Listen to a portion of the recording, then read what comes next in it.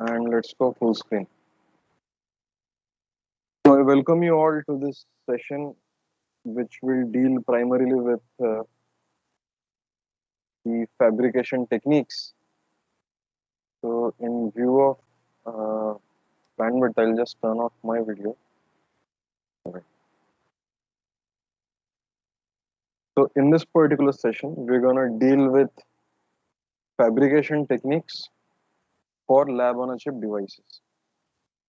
And this is a part of the AICTE Atal Faculty Development Program under the thrust area of lab-on-a-chip.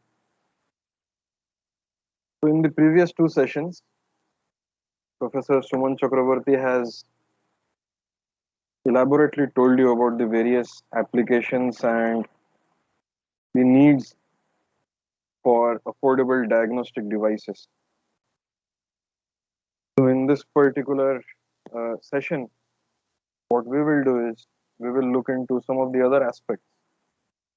The basic aspect being the fabrication, and then in the later sessions we will look into the analysis and the integration. So this particular session is about fabrication methods. I am Aditya Bandopadhyay. I am an assistant professor in the Department of Mechanical Engineering at IIT. So what is the need for microfabrication? So microfabrication, first of all, we need to distinguish it from macrofabrication.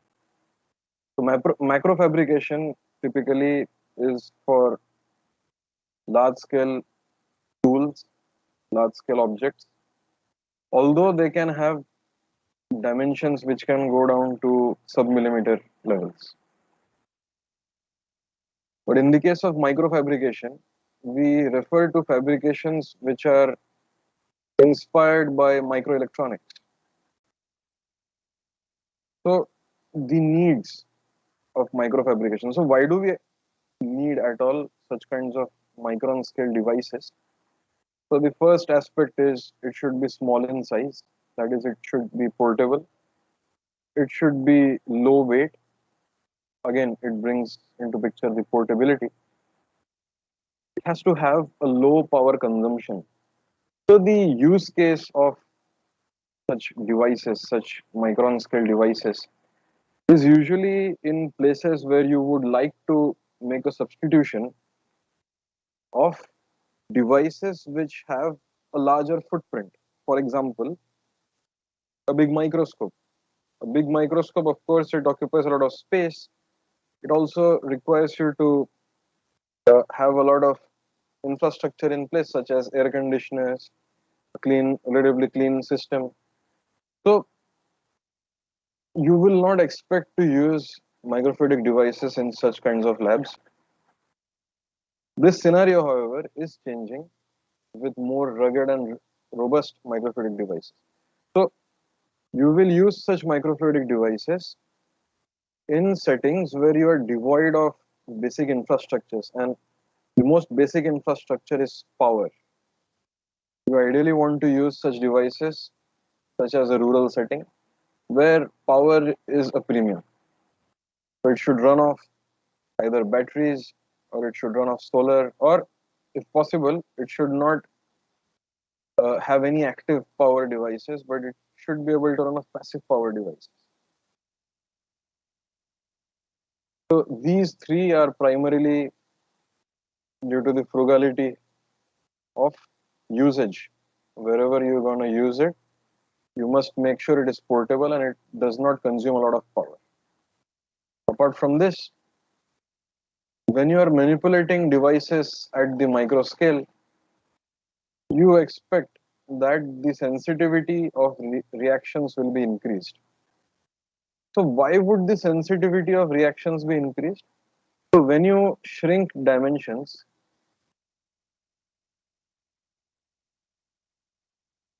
the relative influence of surface area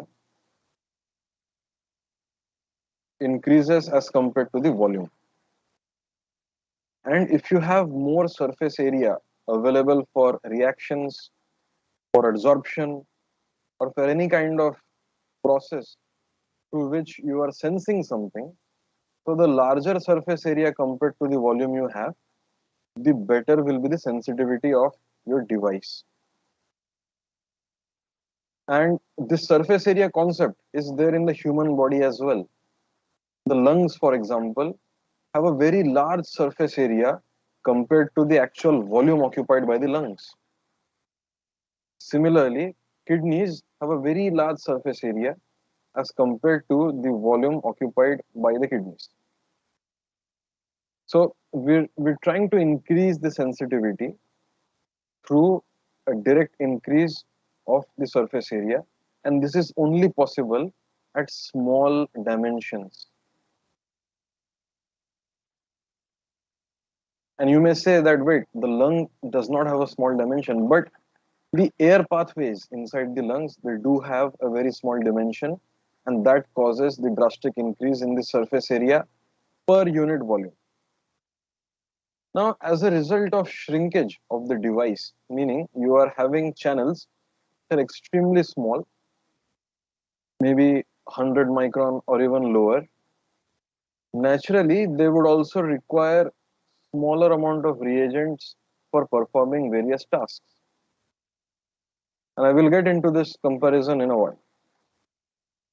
By virtue of being small and miniature, the total time required in order for someone to conduct the entire test is also reduced. Again, this has to do with the fact that the surface area is large, so the rate of reactions, which are often proportional to the surface area, will also be high. So the total time required will be also low. And it allows us to have integrated chips, which are called as micro TAS, which stands for Micro Total Analysis Systems. So micro TAS stands for Micro Total Analysis Systems, which is the equivalent of SOC in the electronics world. So in the electronics world, SOC stands for System on Chip.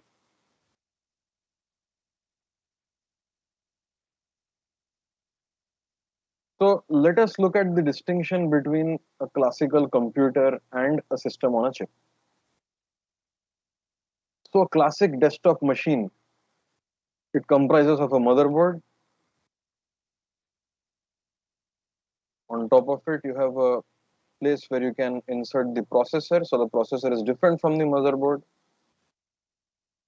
Then you have RAM modules. Then you have a PCI port or a PCI slot, which houses the graphics card. I will call it GPU, which is the graphics processing unit, and so on. So the entire system is comprised of these many discrete units. This is what the traditional way a desktop is made. As opposed to this, a system on a chip, which I have shown over here. So this particular SoC, it is called as the Raspberry Pi. Has anyone heard of Raspberry Pi? Anyone in this audience? Has anyone used a Raspberry Pi? Is it equivalent to the Arduino boards? It is not exactly equivalent to an Arduino board in terms of capability and the architecture involved. So a Raspberry Pi is based on the ARM architecture. And what it has is, it has a CPU, it has a graphics processing unit, it has a built-in RAM, it has everything you need on a single chip. This system is ready to use as a computer, and it replaces all these discrete components. Similarly, microtasks, or sometimes referred to as lab on a chip, which is the theme of this particular faculty development program. So microtask also envisions to completely fabricate the entire process including transport of fluids or gases, identification of things in the fluids or gases, provision for heating the fluids or gases, and all these things. It should all be in a single short system. The image over here is taken from a paper, or it's from an article called as Silicon Gas Chromatograph, and it appeared in the Scientific American in 1983. So this particular device shows a single wafer construction which includes ports for inlets of various gases. Okay, it includes a long test section for allowing intermixing of the gases. Okay, so this spiral, entire spiral is 1.3 meters long, but it is all encompassed in a 20 centimeter wide disc, rather 10 centimeter wide disc. After this, it passes through a small porous membrane. So the porous membrane is not visible in this optical photograph, but the porous reactor or channel is over here. On this chip itself, they have affixed an optical sensor which detects whatever is being flown through this space. And this detection directly gives you the readout. So the entire system is based on a chip. And this is how the progression of silicon-based devices has parallels to what electronic developments have done. Now the applications are innumerable. It ranges from medical applications, where you want to have chips which can mimic various organs, such as the kidney or the intestine, or various membranes. You can have biological applications where you want to detect something in blood, or you want to detect something in a serum, with all the advantages that have been mentioned over here. Additionally, as in this example, it also finds place in chemical analysis, in case of analytical chemistry, for detection of various kinds of compounds, which would typically require a big spectrometer or a chromatograph and all these things. So the applications are innumerable. There are many labs which now use the concepts mentioned over here in day-to-day applications. In fact, there are now various gas sensors which are completely microfabricated. And we'll get to those in a while. So far, does anyone have any questions? In case you find anything which you would like to ask, do let me know. You can stop me in the middle, and if it is the right time, we can discuss about. So is so far so good? Yes, sir. Yes, All sir. right. So let us proceed to the fundamentals of micro machining. Now, historically, micro machining has been taking place on glass, quartz, silicon. So these are materials which have a very high hardness, and they are things which are not ductile, they are brittle, meaning you cannot apply the classical machining techniques that you might have seen in the case of steels. You cannot use a simple cutter, you must involve certain ceramic inserts or titanium nitride coatings. So micro machining, while it does have the machining keyword, it is not alluring to the classical machining paradigm that we know, like big drill bits or saws. It doesn't work that way. And the fundamental premise of micro machining is photolithography. So the word photolithography is comprised of two words, or two distinct concepts. One is photo, which means light in Greek, and litho, meaning rock. And graphy means on you project it on something.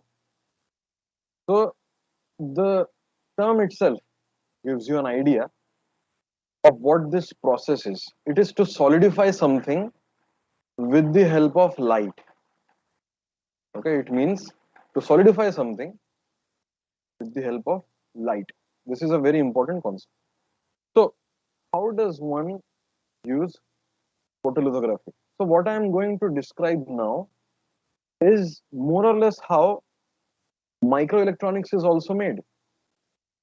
And the discussion will exactly be like that up until a certain point, after which I will draw attention to where the process will deviate. So the first step, and I will discuss this only for the case of silicon, is to take a wafer of silicon. So when I refer to a wafer of silicon, these are usually 4-inch diameter clean wafers. They are monocrystalline silicon wafers. And why should the wafer be monocrystalline?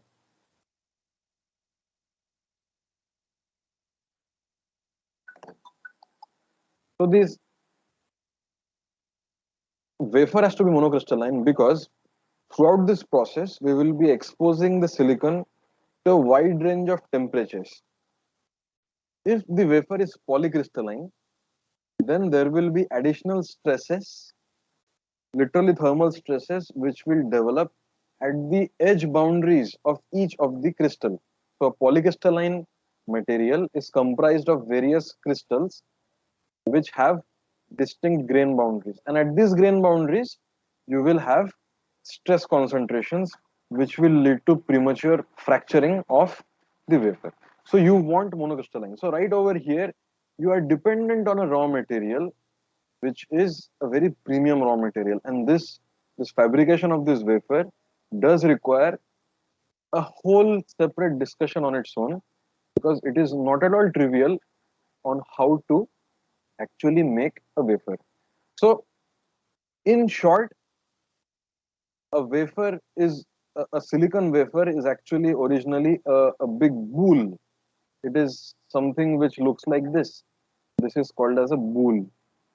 It is a thick lump of monocrystalline unit, and then they use a wire saw to make different slices.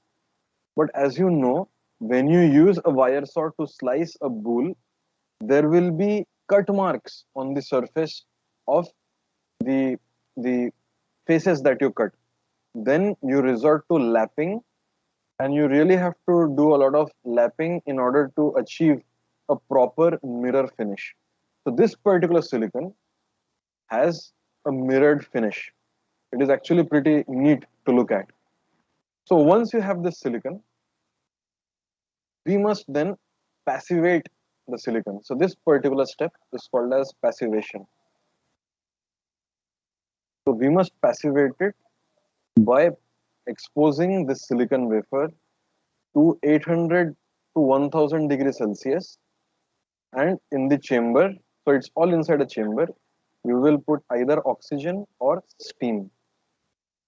Once you do this for enough time, you will actually grow a layer of silicon oxide on the surface of the silicon. Now, this silicon oxide prevents any further oxidation of the base silicon. Now, once this passivation is done, you will do a spin coat. I will tell you what exactly spin coating is. So, you will do a spin coating of something which is called as a photoresist. And as the name suggests, photo meaning light and resist meaning something which resists. So, something which resists light. Now, originally this was called a photoresist, but there are two kinds of photoresist. And typically photoresists are sensitive to ultraviolet light. There are two kinds. The first one is the positive photoresist, in which exposing the photoresist to ultraviolet light, it weakens the photoresist. And the second one is a negative photoresist, in which exposure to ultraviolet light strengthens the photoresist. And the choice of the photoresist is critical in the entire process that will follow. But you should know for now that there are two kinds of photoresist. One is a positive and one is the negative. So now let me tell you how this spin coating looks like. So,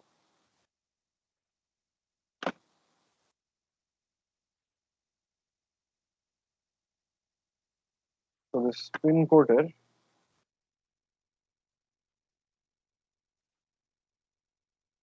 it is a simple device in which you have a chuck. A chuck is nothing but a holder. And you place this entire silicon assembly on top of this chuck. So this is a chuck. And in the bottom of this chuck, it is connected to a vacuum pump.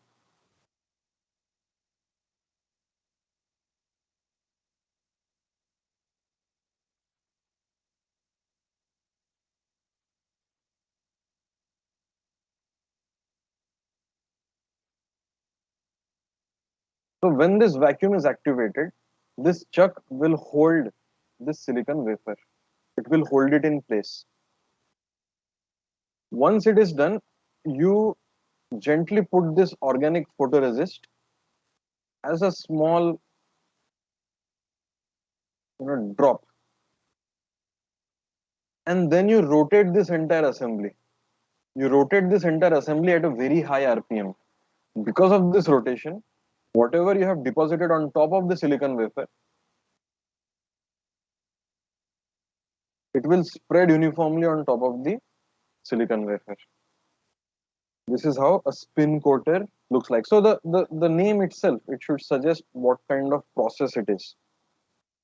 All right, so now we have spun coat a layer of photoresist. So let us proceed. Now we will take a chrome mask. So a chrome mask is nothing but a mask with certain areas filled with or deposited with a layer of chromium. It could be any other metal as well, but chrome works well. So this particular mask, so it has chrome over here, but there is no chrome in this region. It has chrome over here, no chrome in this region. So now when you shine UV light through this mask, UV light will only hit, or rather it will only reach the photoresist at these spots. Because the other spots, the mask is actually masking the photoresist from the ultraviolet light. Now, in the case of positive photoresist, we recall that upon exposure to ultraviolet light, it will make the photoresist go weak. Meaning, in this region where ultraviolet light has been exposed onto the photoresist, this hashed portion, it will become relatively weak compared to this region or this region or this region. So when I wash this entire assembly after exposing it to UV light, the developer solution will cause the material which has become relatively weak to wash away, thereby leaving me with blank regions. So these are exposed regions, meaning the oxide layer is now exposed. And it is solely because the photoresist has been removed using the developer. Now, in contrast to this, let us look at what happens for a negative photoresist. For a negative photoresist, again, this region and this region, they have been exposed to ultraviolet light, whereas this region, it is blocked, it is masked by the chrome mask. And in these spots, because it's a negative photoresist, we will have hardening of this photoresist as compared to these regions, this region, this region, and this region. So this region, the hatched region, will become hard, and that is why when you wash it in a developer solution, the relatively weak parts of the photoresist will be actually washed away, leaving us this pillar. Now let us look at the two structures thus formed. The pillar structure thus formed is the negative imprint of the mask. The mask had metal deposited here, here, and here, but when I used a negative photoresist, I now have a layer of photoresist on the negative imprints of the mask, meaning on the complement of the mask. Wherever the mask does not have chrome, I will have photoresist on the oxide layer. And a positive photoresist means exactly wherever the mask had chrome, at exactly those places, I will have photoresist on the oxide layer. Is this clear? Is this distinction between the two kinds of photoresist clear? Sir, one question. What Yeah. material this photoresist? What is the So there are material they are made of? so there are various kinds of photoresist that have been made, and these were made primarily by the photography companies. The most popular resin that goes around is called as SU8. Okay, and SU8, the company which sells this photoresist, it also sells the developer solution. So it sells you both the photoresist and the developer solution. And this manual actually comes along, there's a manual along with this chemical, which tells you exactly how much time you need to spin coat. Because as you can imagine, if I spin coat at a certain RPM, if the RPM is too high, I will get a very thin film of photoresist. If the RPM is too low, I will get a thick film of photoresist. So depending on the application that you're trying to actually make eventually, the SU8 plus developer solution comes with the entire user manual on how much time to do, what RPM to do, what temperature to expose it to. And we will come to this aspect towards the end of this particular seminar, where I will actually show you things as they are made. I mean, the final output, I mean, because we cannot do the lab work over here in my quarter at least. Okay. Yes, sir. All right. So let's proceed. If anyone wants to ask something right now, otherwise we can proceed. All right. So now let us focus on the processing at the end of this step. I will only discuss it for what happens when there is a negative photoresist. I mean, what happens afterwards is going to be the same for this also, but just as a illustration, we will only consider the processing after this particular step. All right. So we have achieved the negative image of the mask, and this is the photoresist. Now what do? We will wash it with hydrofluoric acid.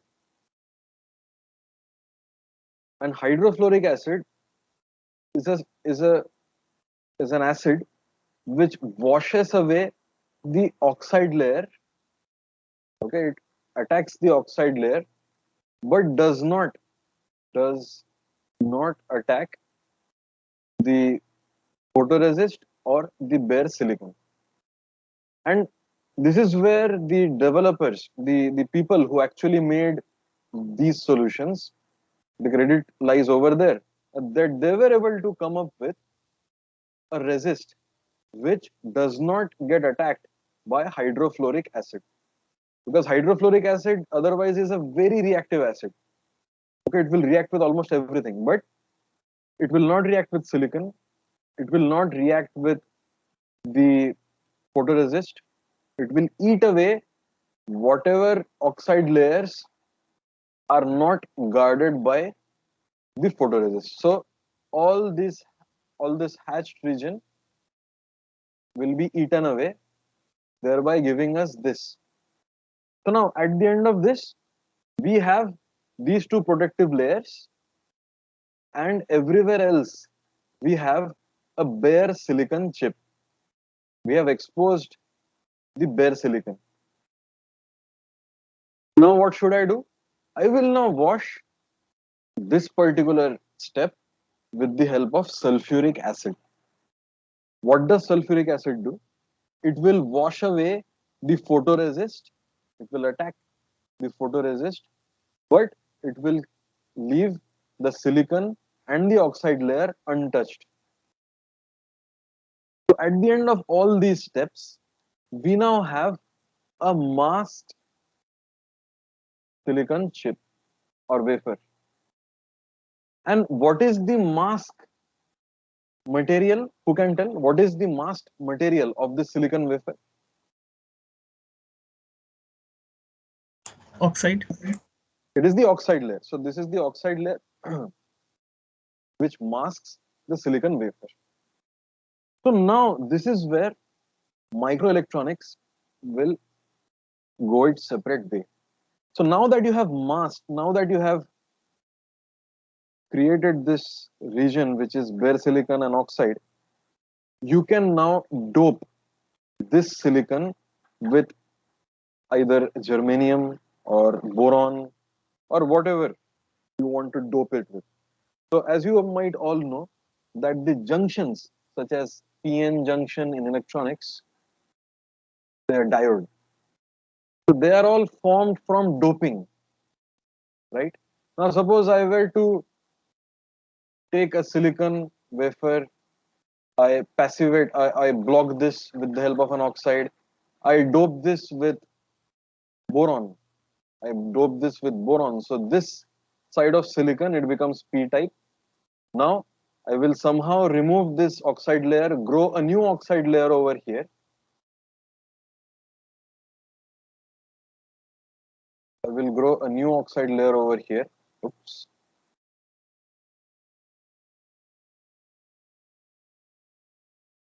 Now I will dope this with phosphorus. Or not phosphorus. What is the N type doping? Yeah, so this is boron, so it's a P type.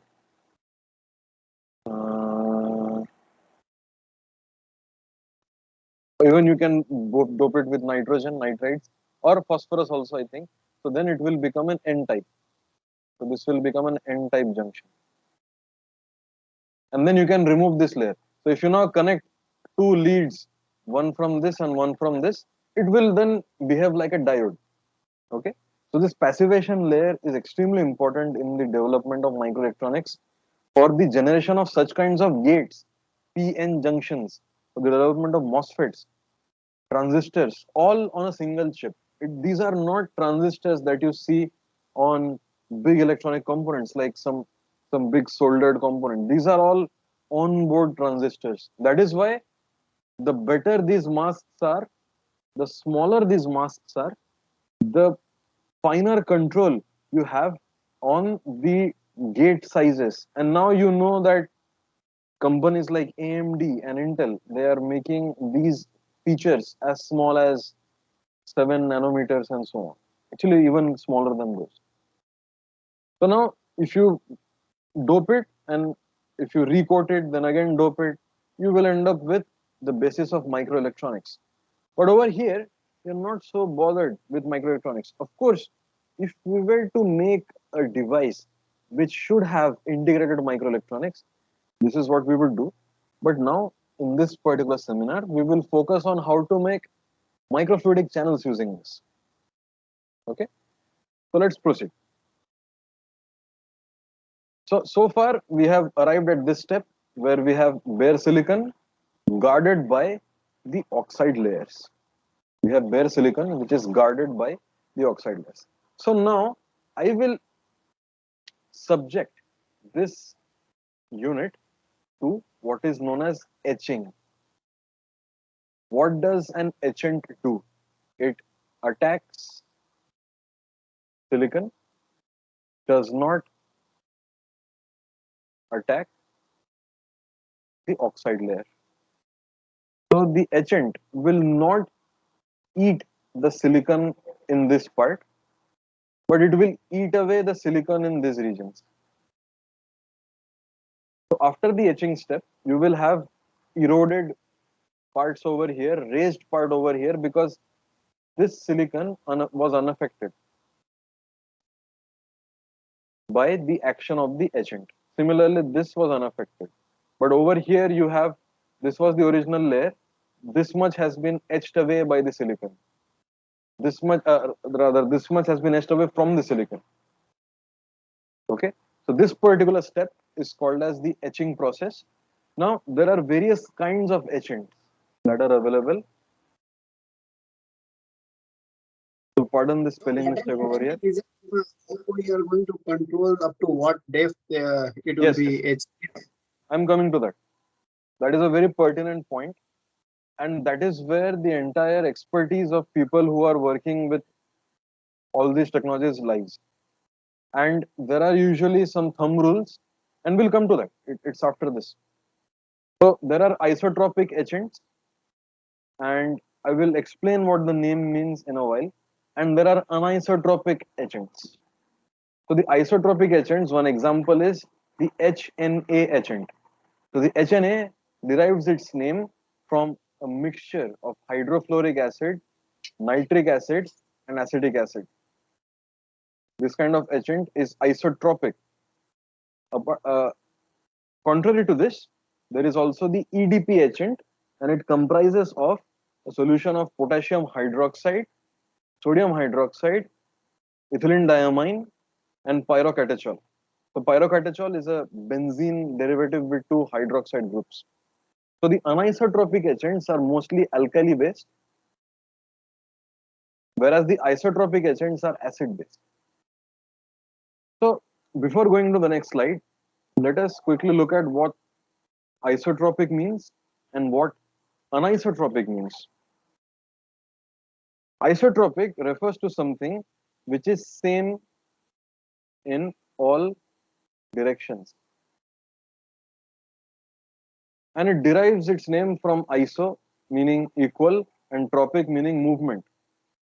And anisotropic also derives its name from aniso, which is not same, not same, and tropic mean direction. So not same in all directions.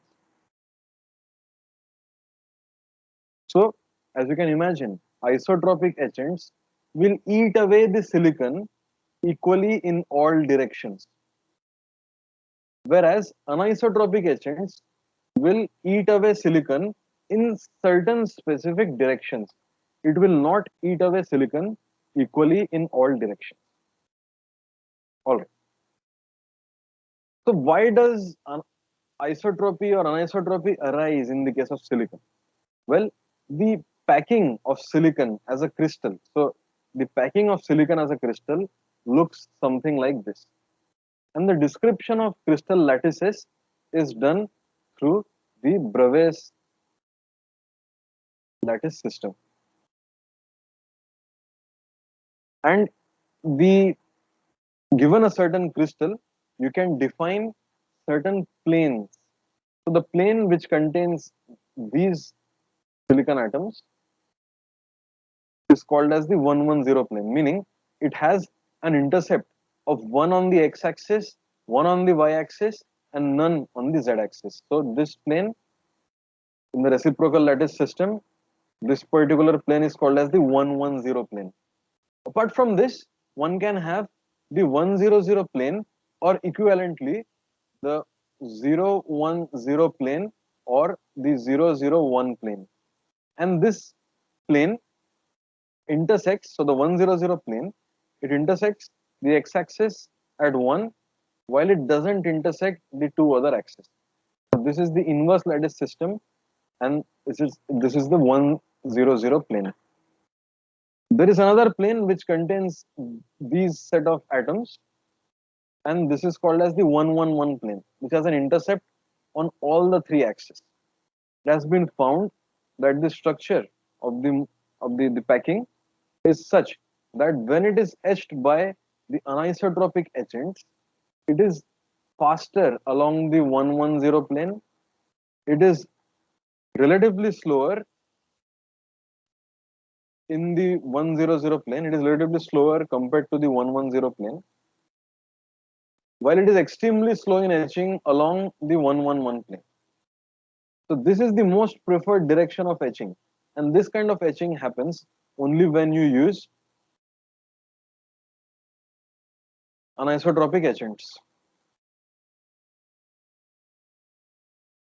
So now let us look at what happens due to the various uh, mask shapes and the type of etchant used.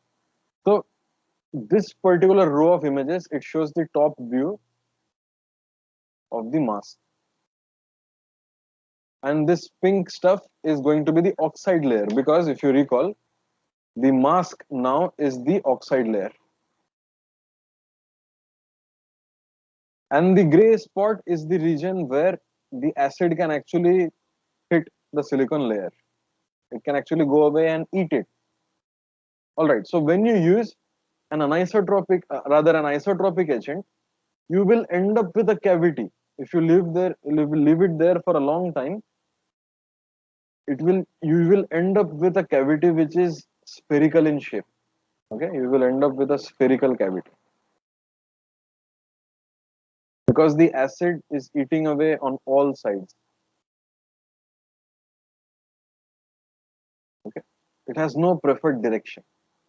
So when you actually first start this process, it will be a small chamber like this. Then it will, as the acid eats away more and more silicon, so this is the silicon, then the shape of this cavity will grow, and there will be what is known as an undercut, this particular region where the oxide layer has now an overhang. Okay, the silicon has been eaten from below the silicon oxide layer, so this is called as an undercut. And in some cases it is desired, in some cases it is not desired. We'll come to that. So isotropic etchant does this. Now, if we have anisotropic etchants, and if the 110 plane is oriented in the figure as shown in the figure, you will end up with a pyramidal shaped hole. Okay, you will end up with a pyramidal shaped cavity, not a hole, but a cavity. And if you stop the etching when the planes are this, you will end up with a base which will look like this. Okay, so you have let the etching go up until this point and you have stopped etching. So you have controlled how much time this etching has to be done. Now, if you stop the etching too early, and if you have a very large sized hole, you will end up with a base which is flat. Because if you recall, the etching along the flat surface is not that prominent compared to the 110 plane. This is more dominant. As a result of which, this is the kind of cavity you will get. And this kind of we'll come to that. So lastly, if you have a long aspect ratio mask, right, then you will end up with a prismatic cavity. If you can imagine, if this cavity were to be even longer, you will have a wedge-like cavity which runs throughout the length of the silicon wafer. It can run throughout the length. Now, this kind of cavity is typically, was typically used in the commercial inkjet printers. Okay, the hole was 20 microns, the size of the hole. This kind of cavities are used in the generation of cantilever sensors, and I will come to that in a moment. While this kind of long aspect ratio masks are used in the development of fluidic devices. So if I look at it from the side, I will have a channel like this. And this is the 110 plane, this is the 110 plane. And if I put a glass layer on top, I now have a cavity from which fluid can be transported. Fluid or gas or whatever it is. It can be transmitted through this cavity. Now, we can also achieve a variety of shapes if the mask itself is engineered to be of a certain slot. We can have such kinds of oddly shaped slots, and in certain applications, you do require such oddly shaped cavities. But we will not focus on this. Actually, this lecture we will try to keep it as broad as possible, but these are the various kinds of cavities that you can actually form. All right. Now, let us look at how a cantilever is formed. So cantilever structure will typically look like this. You will have an oxide layer. Then you will have a silicon layer. So this is the oxide layer. This is silicon layer. And this is another base layer. So this particular overhang, it is acting like a cantilever. And there are various kinds of cantilevers that you can actually make for various kinds of practical uses. And I will just give you a broad idea of where these cantilevers are used. So as you know, each cantilever has a certain natural frequency.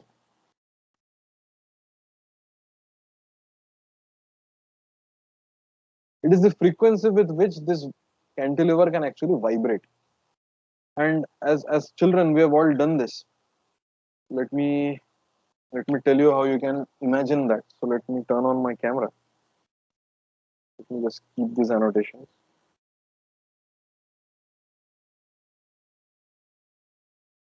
So if you can see me, so if you take this scale as a cantilever, and so this is the frequency.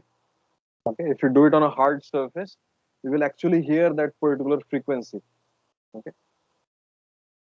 So now, what happens is this particular frequency, it depends on the extent of overhang. I think we'll do it like this. This is much better. It will actually depend on the extent of this overhang. Okay. So if this overhang is very large, you will have a different uh, frequency than when this overhang is not so large. In fact, let me go to full screen. Okay. Now, you can choose the length of overhang as per how much silicon has been eaten away by the etchant. Now, if a gas molecule at a certain temperature, so the gas molecule, if it is nitrogen, it will strike this cantilever with a certain frequency, with a certain momentum, and this cantilever will start oscillating. It will start vibrating. Now, if you have some explosives, now this explosive gas molecule, it will have a much larger molecular weight than nitrogen. So when it hits this particular cantilever, it will lead to a different type of oscillation of the cantilever. Now, if you were somehow be able to measure the frequency with which this cantilever is oscillating, you can actually detect what kind of gases are there in the chamber. So such kinds of fabrication techniques are very useful for making such kinds of cantilever sensors. In fact, the accelerometers that you have in your smartphones are a kind of cantilever as well. All right, so let us see this simple diagram, and this has been taken from this particular Scientific American article, where you have the hole which is exposed like this. So this is the oxide layer and this is exposed. As you expose it to etching, slowly now silicon is being eaten away. It creates this undercut and it is cutting away at this particular 110 plane. And the silicon will have these kind of curvatures coming into picture because of this shape. As time goes on, now what they have done is they have actually a boron doped layer. Now the property of the boron doped layer is that the etchant cannot eat away the boron dot layer. The boron layer or the boron doped layer, the etchant will not be able to eat. So you will start creating this effect where the etchant will start invading into this hole even more. It has nowhere to go in this direction. It cannot go in this direction. So it will etch more and more. So this is the desired engineering that you're trying to do so that you have a long cantilever. And these are used typically as sensors. Okay, so this is how doping actually helps.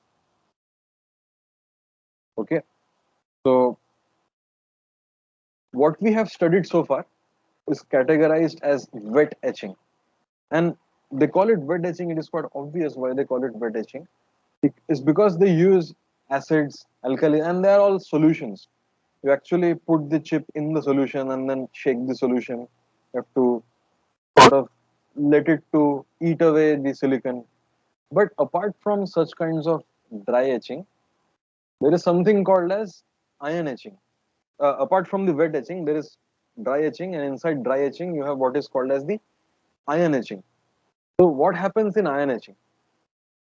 After exposure to the, after creating the mask of silicon oxide, you can expose the silicon to a plasma of a certain gas, and this gas depends on the application. Once you have the plasma, it can hit. So the plasma state of the gas means that the gas has a lot of energy.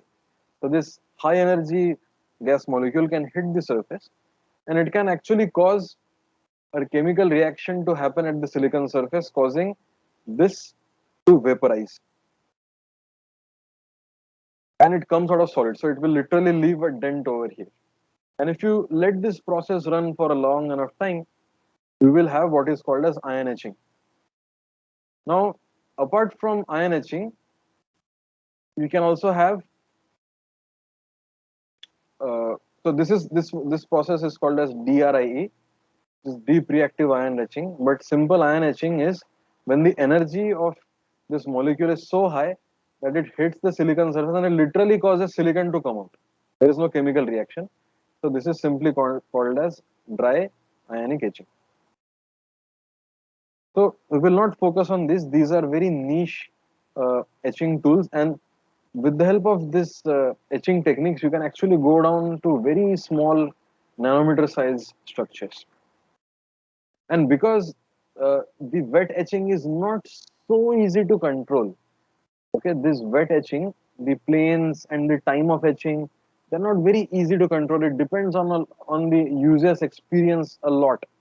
You have to really work with a lot of trial and error, and only then you will be able to get the exact recipe when this particular shape will be created.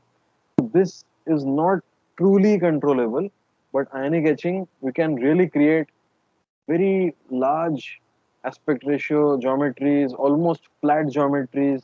There is no dependency on the planes at which the etching will go on. So you can actually create pillars of silicon without having to worry about the angles. If you were to try to make a pillar using etching, you would end up with a pillar like this, because this is the surface through which is oriented along the 110 direction. You will never achieve a 90-degree angle. You will always have that 55-degree angle, and that 55-degree angle actually comes from the crystal properties of the silicon crystal packing.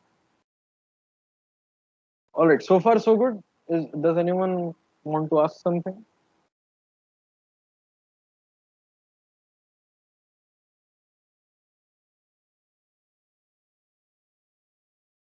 Am I audible?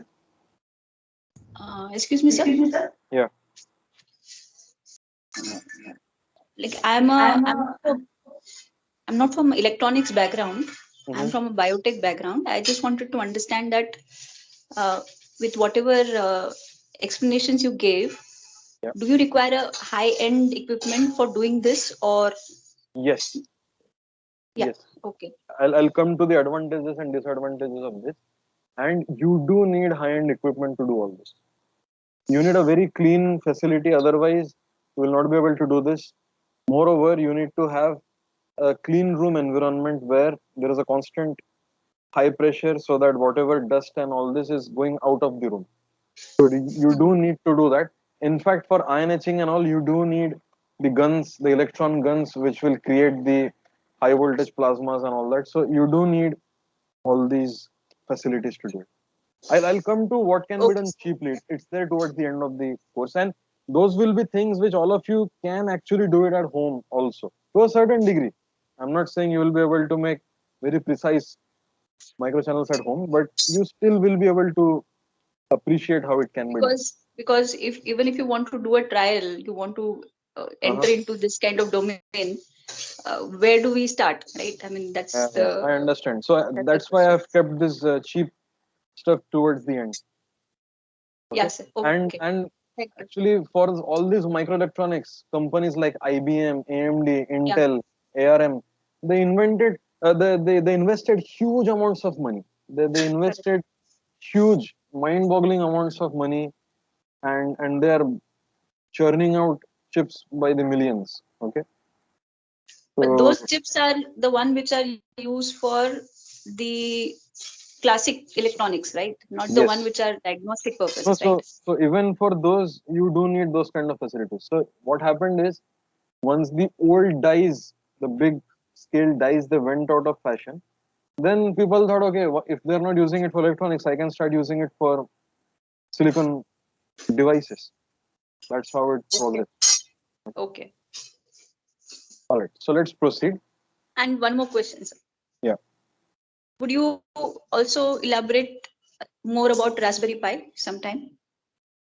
Okay, we can try to do that Not in today, some, but yeah, maybe if in you some have other sessions session. later. Yeah, sure, we can do. Yes, thank you. So there are many SoCs: Raspberry Pi, Banana Pi, then the NVIDIA Jetson Nano. And these are extremely powerful devices which run off extremely low power footprints. So I'll discuss about them sometime in some future session. All right. Okay, sir. Yeah. Uh, so we've come to the end of how one can actually make channels with this. And like I've mentioned, once you have a channel, so suppose you want to make a fluidic channel, you have made this in silicon. Then what do? You take glass and then you bond it with silicon. So this bonding is also a very difficult affair. You have to really heat it, press it, and then it bonds. But it's possible. So then you have successfully created a cavity through which you can have fluid flow. And before going on to the next hour of, no, next, not next hour, next, say, 40-45 minutes of discussion, I'll just pose this question and we'll take a small drinks break. That are these the only base materials possible from which we can create microfluidic devices? Okay, and this should answer some of the questions which someone just asked a few seconds ago. That why is there an entry barrier into all of this? Is there some kind of a big monetary barrier due to which someone from an underfunded institute cannot take this, or someone without so much sophisticated instruments cannot undertake this? Is that the case? The answer is no, and that will be the subject of the discussion that will happen after this small break. I'll take a small 5 minute drinks break. All of you are free to take a small drinks break, and we'll reassemble in 5 minutes. Okay. Yes, sir. Sure.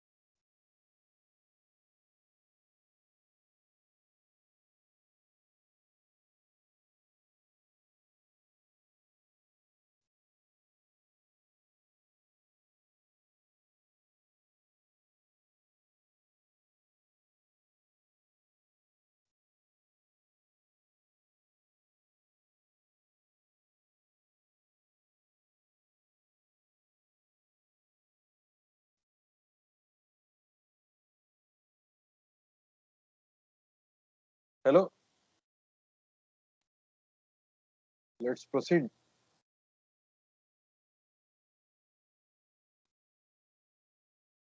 Hello. Yes, sir. All right. So let me ask you, is this view okay to you? Is this particular view with the sidebar, is it too distracting? Or do you want it to be full screen? Full screen's better, sir. So full screen will be better. Okay, because I cannot change the pen color easily in full screen. I have to go here, then pointer options, pen, and then ink color, a lot of tricks. Anyway, that's fine. We don't care so much. All right. So the question that was posed prior to the break was, are these the only base materials possible? Is glass, quartz, or silicon? Are they the only materials on which you can actually fabricate microfluidic devices? And the answer is obviously no. So what are the disadvantages of traditional microfabrication? Well, the substrate, it requires a high purity. It does require a monocrystal silicon. Without that, you would be having a lot of thermal stresses at the interface.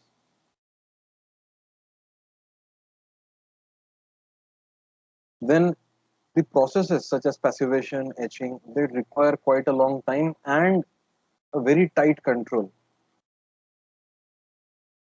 on the process parameters. They are expensive to perform. Like I've already mentioned, they do require a clean room facility, without which you will not be able to achieve much. The complex geometries are often marred by the mask and crystal plane alignments. These, someone had pointed it out, so you cannot have any arbitrary thing going on with the help of etching. You are restricted by what kind of masks and what kind of planes you can etch. Then substrate modification, meaning once the silicon is formed, something like this, then you also need to ensure that this does not interact with biological cells in case you are making channels with cells and all that. That this does not interact with all those, you have to ensure that as well. So it requires an additional siliconization or post-processing. It requires bonding, and bonding is not so easy. So the alternative is to use polymers as the base for manufacturing. And the fact that microfluidic channels are now made using polymers, it actually again draws parallel to classic manufacturing once again. Now imagine you were making glasses. I mean, they call it glass, but you can have a glass made from stainless steel, for example, SS glass.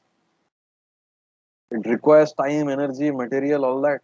But you can have a machine, a molding machine, which can create millions of plastic glasses. I'm not saying that this is the way forward, but when it was the thing, you could make millions of plastic glasses per second. It's extremely fast. Raw material extremely available. Yes, disposal is a big issue, but the disposal is an issue because of the degradability of the material. But to be fair, it was very cheap to manufacture. It got the same job done. Okay. But many of the things we have not taken for granted, they are now available in plastic or a hybrid of plastic metal. So plastics, they act as a cheap substrate. Okay, and they are orders of magnitude cheaper per unit area of quartz, glass, silicon, metals. Okay, they are very cheap. They are disposable, meaning there are certain polymers which can actually degrade over time, and when you use those, you can actually use them for biomicrofluidic applications.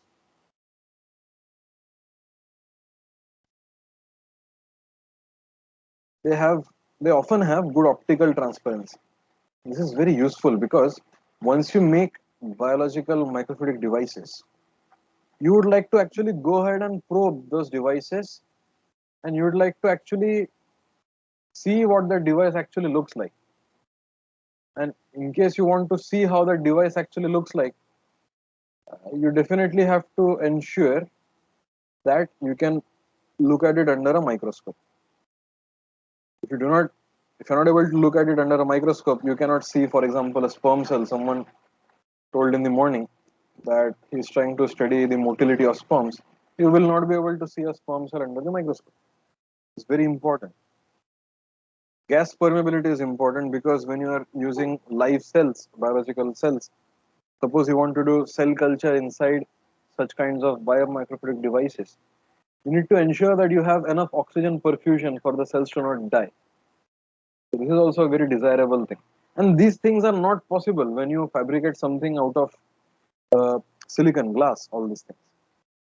And lastly, mass manufacturing is possible. Once you have finalized a certain device, you can actually go to classical processes like injection molding and create millions of such copies. It's very fast, it's very rapid. Now let us look at certain types of polymers that are popularly used. People use polyethylene, then people use polyvinyl chloride, which you commonly know as PVC. You call this as polythene. And people use polypropylene. If you look at the plastic containers for food, you will see it's made of polypropylene, PP, and there's a sign like this. It says that it can be recycled. Very good. Acrylyl. There are various kinds of acryl-based polymers. They have good optical properties. The most commonly ones used in microfluidic devices, they are PMMA, which stands for polymethyl methacrylate. So it's an acrylate kind of polymer. Then there's something called as the Norreland optical adhesive. So what happens in this is something which is quite familiar from the SU8 techniques. If you have an adhesive everywhere, so this entire block is full of adhesive, this liquid adhesive. Now, if you shine ultraviolet light only in this region will become hard and all the other regions can flow. So Norreland optical adhesive is quite popular, it's NOAA. And the most popular soft lithography polymer, it's called as PDMS. It stands for polydioxymethyl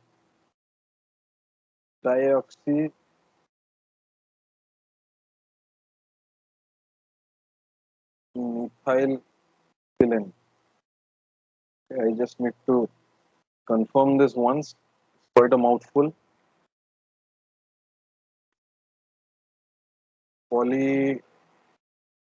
Polydimethyl siloxane. Messed it up. Polydimethyl siloxane.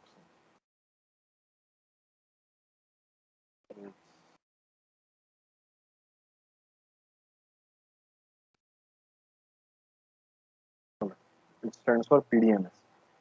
And lastly, polycarbonate. I will show you some devices which have actually been made using polycarbonate. So I'll be showing you how devices can be made from polycarbonate and PDMS.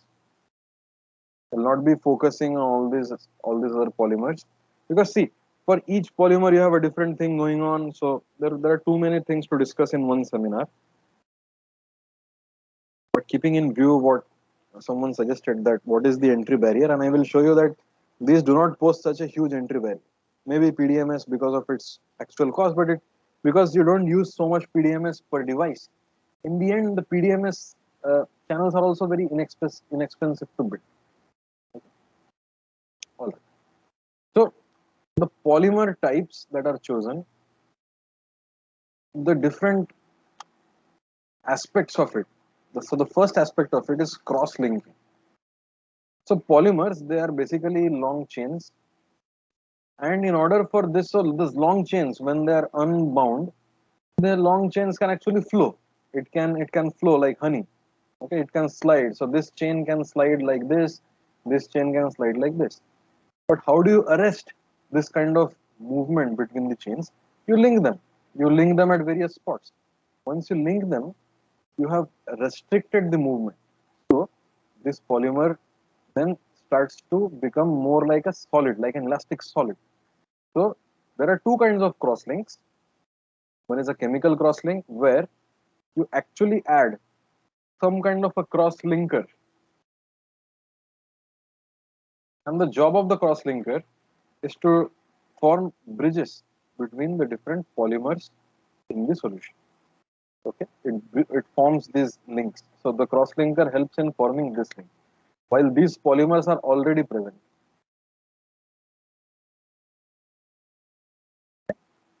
They are already present, and this forms the cross-links. Apart from this, there is physical cross-linking, light or heat, and this kind of cross-linking I just discussed. It is in the case of the Norreland optical adhesive, where activation by light causes it to cross-polymerize. Actually, this cross-polymerization or the cross-linking process, you know that certain plastics, they become brittle when they are kept in sunlight for a very long time. And while it is not exactly this cross-linking, but it shows that light and heat do have a very significant role in the evolution of the bonds between the different polymer chains, which comprise of the entire polymeric structure. In this case, for example, a plastic chair, when it is kept in the sun for a very long time, you will see that it becomes brittle. It means that the polymer chains are no longer allowed to flex. They will break instead of flexing. Apart from the cross-linking, the important parameter which helps in choosing a certain polymer, it is called as the glass transition temperature, and it is a very important property of a polymer. So the glass transition temperature is the temperature fluidity, the temperature at which the fluidity suddenly starts to increase. So this is like the temperature after which the fluidity, which was very low, it starts to increase. Imagine you have a piece of polymer ball at room temperature. The polymer ball is like a rubber ball. It doesn't change. But as you keep on heating it, if its glass transition temperature is reached, that ball will start to melt and it will become like a liquid. Now, there is another temperature, the decomposition temperature. It is a temperature at which the polymer begins to actually oxidize and degrade. You can no longer have stable polymers. It will oxidize, degrade, react. It will no longer be stable. And there is the operating temperature. It is the temperature at which you expect that polymeric jig or tool or unit to operate at. So for room temperature, tree operating will be 30 degrees Celsius. For applications which require a higher temperature, you will have to choose a different operating temperature.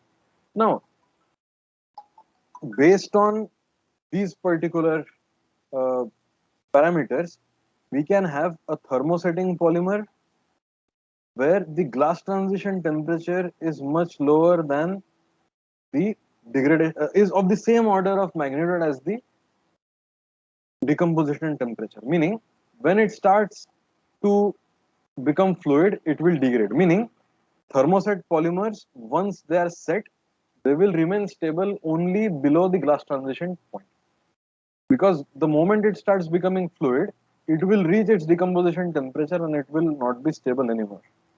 Then we have thermoplastics.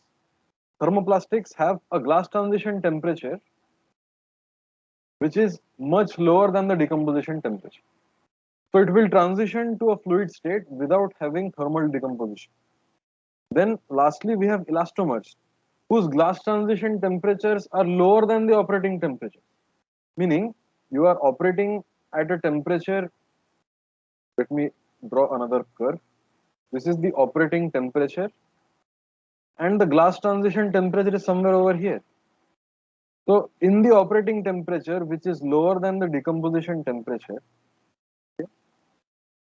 you are always in a point which is above the glass transition temperature. You are operating at a point which is always above the glass transition temperature, and as a result of this, you will always have something which is very fluid, very flexible. And this kind of elastomers, like a rubber band, for example, they are ideal for use as valves in microfluidic devices. Because valves do not need to be rigid, they need to be flexible, like the valves in our heart. They need to be flexible, otherwise, they will not work. All right.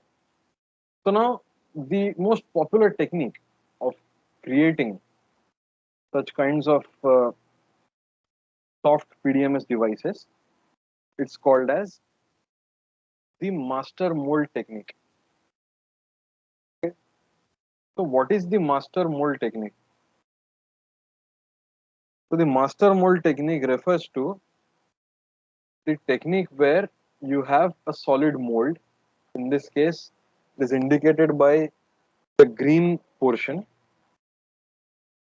and this particular green portion, you sort of make a small boat out of it, meaning you somehow create walls. Once you create these walls, you pour you pour a polymer and its crosslinker into this mold and let the polymer set, meaning you let the cross-linking happen. After the cross-linking happens, you simply peel off the polymer and cross-linker. So after sufficient time, this is how the polymer and cross-linker will look like. And this is after a certain curing time. And this curing time, it obviously depends on what kind of polymer and cross-linker combination you are giving and how much cross-linker you are giving. And usually the company which supplies the polymer and cross-linker, they will specify that for this much amount of cross-linker, you have to leave it for this much amount of time. Or for this little cross-linker, you have to leave it for a very long time. So they will usually specify this. Okay. Now, once this is done, you can simply bond this blue polymer plus cross-linker. So this set polymer, you can bond this set polymer to a glass slide. With the help of this, you will have these voids through which the fluid can actually flow. Is very simple. And the best part is this mold, you can reuse it again and again to make a new copy of this polymer, this set polymer. This mold is not getting destroyed. You are not using the mold to actually make something. You are just using the mold to create a negative on the polymer plus crosslinker combo that you have over here.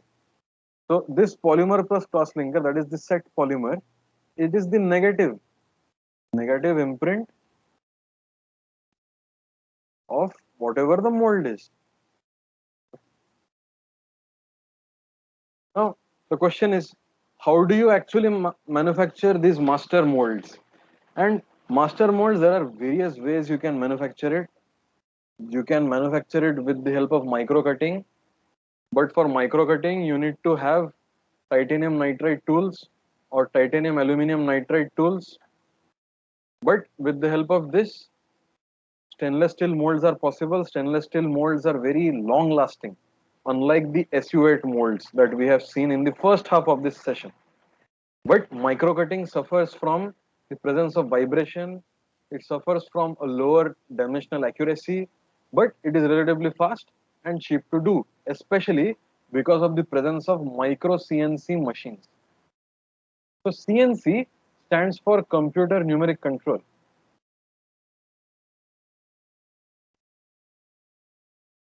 And CNC machines have really revolutionized the way classical manufacturing can help you to make really precise objects, because all the programming of how the tool will move, how the the workpiece will move, they are all controlled precisely with the help of servo motors and computers. So it will give you very precise movements. Then you have ultrasonic machining, in which you must use a sonotrode.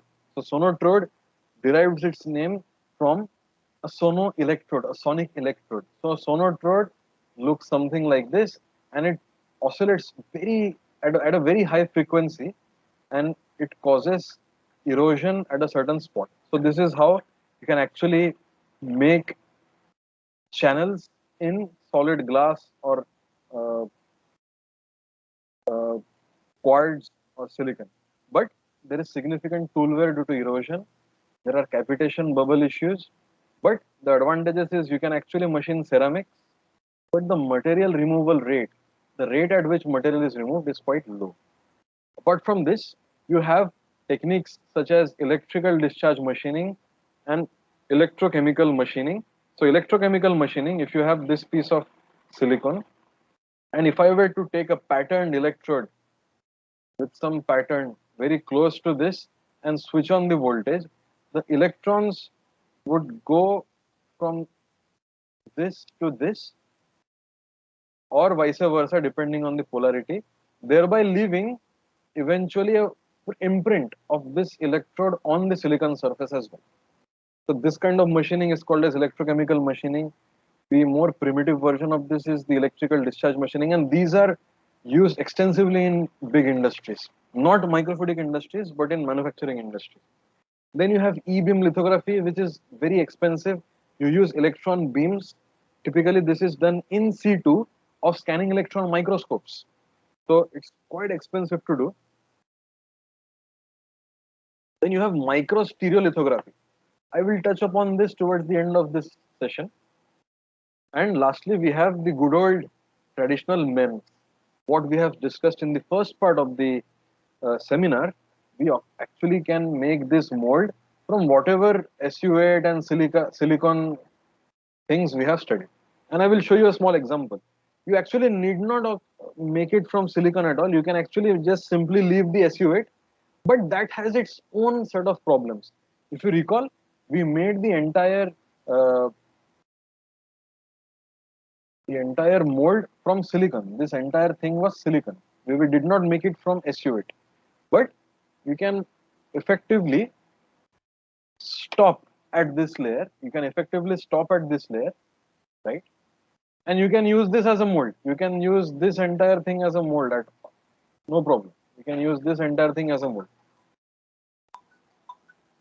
But we will look at that. There are some disadvantages to that, I will tell you.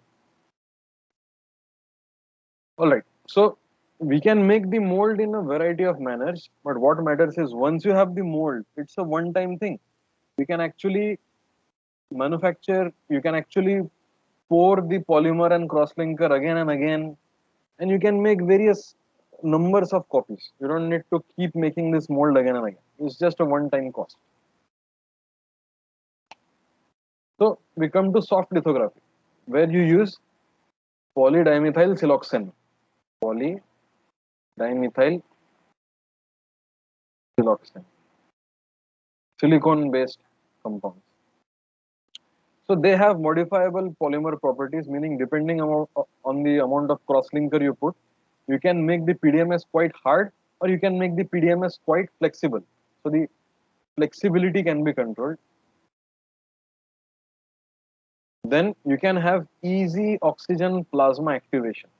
So once you have a polymer surface like this, and suppose the channels are like this, and this is after peeling from the mold.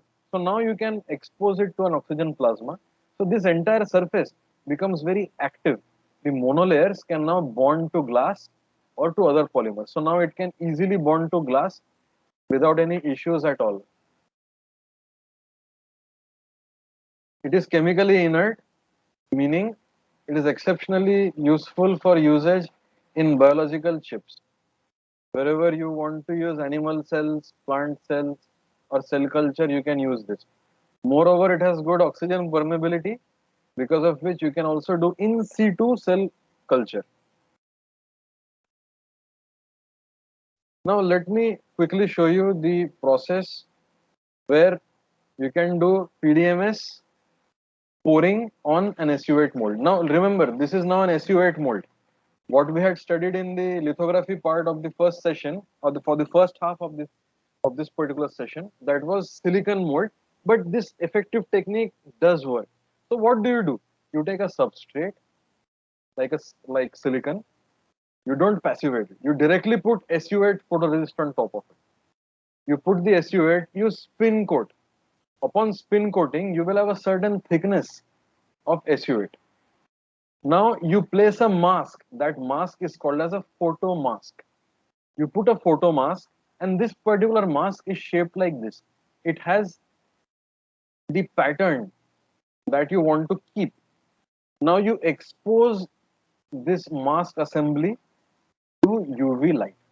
So wherever it is black, the SU8 photoresist will not be exposed to light, but wherever you have pink, the SU8 will be exposed to UV light. And SU8 is a negative photoresist. So wherever you have exposed SU8 the to the light, it will harden. Now you put it in a developer solution. So apart from the regions where you had shown light, every other zone will be devoid of SU8. So if you look at the item from the side, you will have the substrate and you will have these SU8 structures. Okay, it's the same thing that we have discussed in the first half. Now you have these structures. Now what do? You put this entire assembly inside a casing. So this casing can be either made from aluminum foil or it can be some kind of plastic tape or whatever. It is basically to restrict the poured PDMS to this zone only. Once you pour PDMS, the PDMS will go throughout the zone shown over here, but obviously it will have the negative imprint of the SU8 that you had already uh, created, the SU8 mold that you had already created. Now you let the PDMS dry. So essentially, the PDMS is being dried, and you will have the negative imprint of the mold in the PDMS layer. So whatever now you are cutting and peeling off, it will have the negative cavity of whatever the SU8 mold was having. Okay. Now you treat it with plasma and you pressure bond it with glass, and you will thus create the microfluidic channel. Now, if you look closely, there are so let me enlarge the size of the image a bit, just to okay. So once the channels are formed, I'll just show it like this. These holes are actually punched in the PDMS with the help of a punching machine. These holes are punched with the help of punching machine, so that in these channels, so these are the channels. So in these channels, when you want to make fluid flow, how do you make fluid flow? You have to have some inlet outlet. So this can be the inlet, this can be the outlet. So you are essentially creating the inlets and the seal device. And so now you can connect this to your syringe pump and make the flow happen. Okay, you can make the flow happen. So this is one such PDMS device that we have fabricated in the lab. This has been made by Somnath, who is a PhD scholar. He recently finished his PhD. So as you can see, this thing is PDMS. This is glass. And inside this, you will see a thin line, red color line. Are you able to see this thin red color line? Yeah. This line, this line. Is everyone able to see that? Yes. So these thin lines are the negative of the SU8 master mold that we had in our lab. Okay, so the SU8 master mold actually looked something like this. It had protrusions like this. If the SU8 master mold had protrusions like this, then when you pour PDMS on top of it, you will have cavities of these protrusions. So these are protrusions in the master mold. So these are protrusions. So once you peel off the PDMS, you will have the negative of the protrusion, and the negative of a protrusion is a cavity. So that is why you have this cavity. Then on PDMS, we punched holes and put the stainless steel tubes. So they are basically those syringe tips. We cut it and punch it so that we can create a fluidic network between this region, this region, this region, and this region. It's as simple as that. And if you look even closely, this is aluminum foil. This is aluminum foil. So the aluminum foil occupies a space near the fluidic channels like this, and it is to apply an electric field between during the time when the fluid is flowing from left to right. When the fluid flows like this, we are subjecting that fluid to an electric field in order to manipulate as per our required operation. Is that clear how you can make very neat devices? And this requires very less amount of PDMS. So if I remember correctly, a kg of PDMS with the crosslinker, it costs around 10,000 rupees. But this may be using 30 grams at max. Does anyone have any doubt in how this device is made or how it looks? Or So one question. yeah. Is syringe pump compulsory for No, it is not. the No, it is not. or capillary action will work? No, capillary action will only work in the initial time period. After that, actually, the best thing is to use a saline drip. So, saline drip that they use in hospitals, you just elevate the drip to a higher height. So, the pressure difference between the saline drip. So, what she is asking is, do I need to always use a syringe pump? So, the answer is no. Suppose I draw the side view of this. So, the side view of this is like this. This is the inlet, this is the outlet. So, I take a saline bag, I put it with whatever fluid I want, and I simply connect it to this. So the pressure difference driving the flow is equal to the density of the liquid times G times the height. So this pressure difference is what drives the flow. And you can do it quite cheaply. And in our lab, this is how earlier Professor Suman Chakravarti actually used to carry out his experiment when syringe pumps and all were quite expensive. Now we are at a stage where we have built our own syringe pumps. So is this clear? Anyone else wants to ask any other question? So can we have the cost comparison between these polymer based channels and silicon based channels?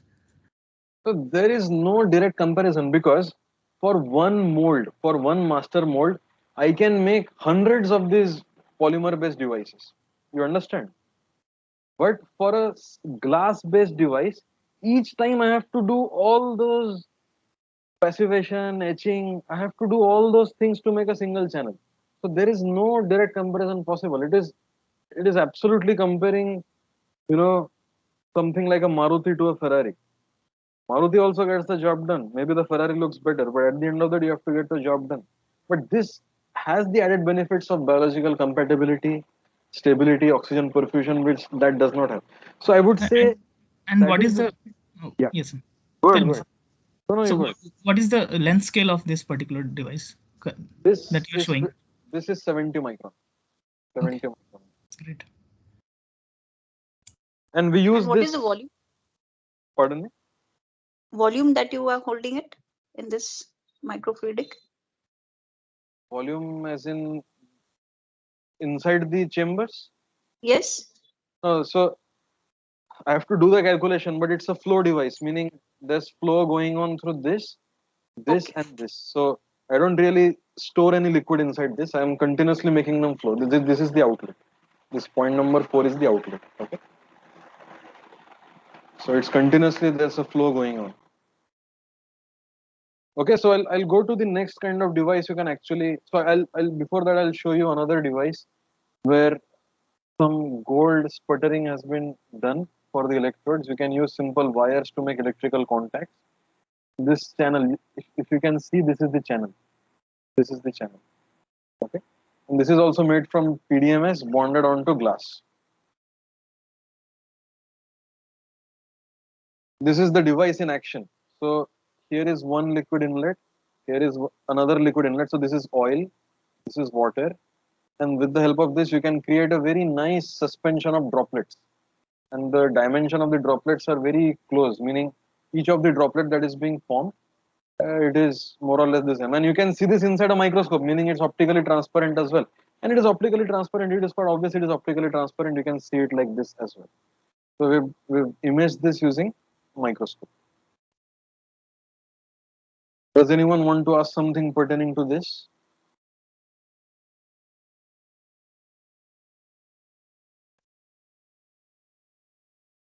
You can count also, right? You can have. Yes, but you need high-speed imaging. Correct. Yeah. You can also do it without that, but it requires some more instrumentation. You can do Like it without fax, that. right? It works like fax. Flow Yeah, you can cytometer. have, yeah, exactly. You can have some kind of cytometer and you can. All right, so let's go on to laminate manufacturing. So this is something which you can actually try to do at home. So basically you stack together various layers. All the layers that you are stacking, they are very thin.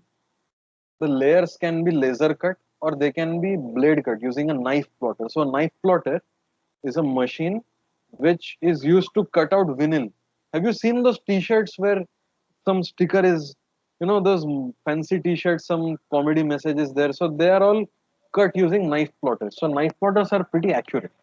So you can have a sheet of uh, adhesive tape. You can cut it with the help of knife. You can remove this and you can bond it.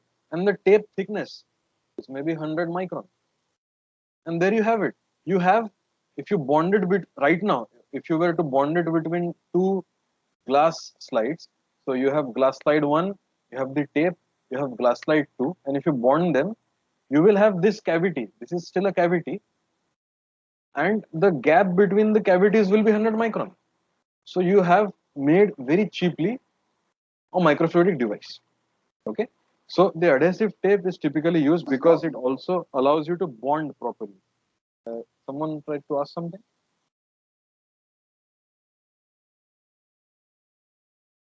Okay, I'll continue.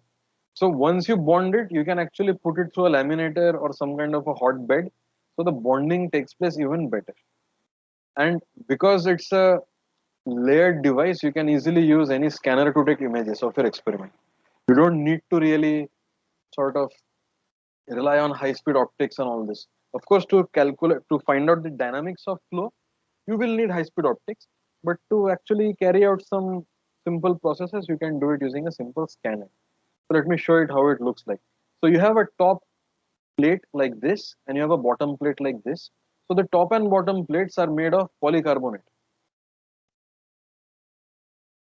And the middle layer, which has these cutouts, you see these cutouts? So these cutouts are, are made with the help of a knife plotter.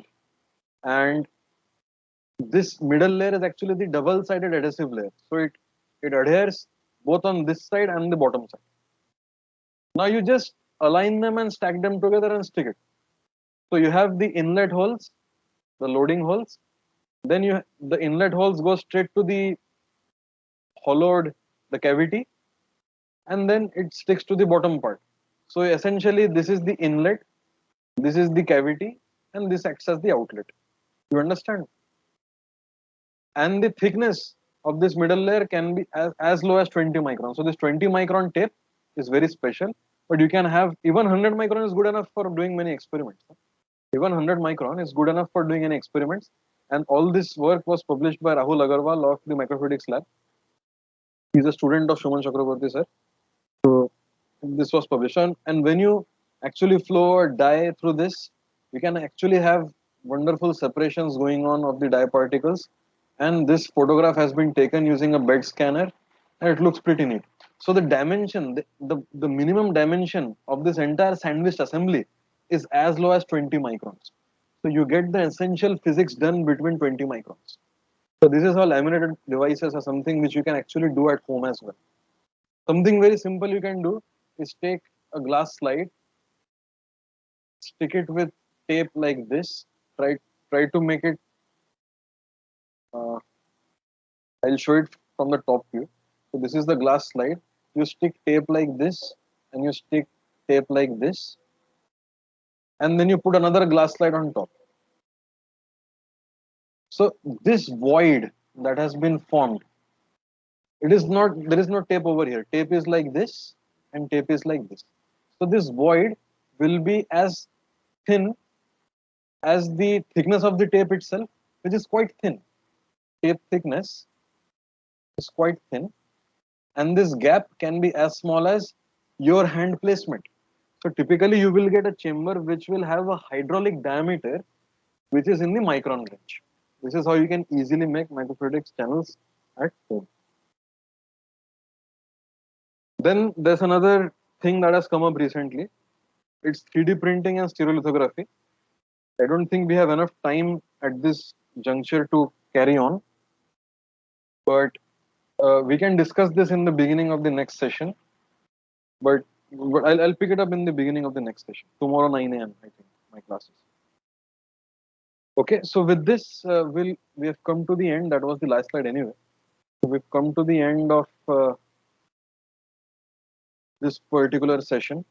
Is there any comment or anything that you want to tell me? I mean, of course, you can put down your comment in the feedback form.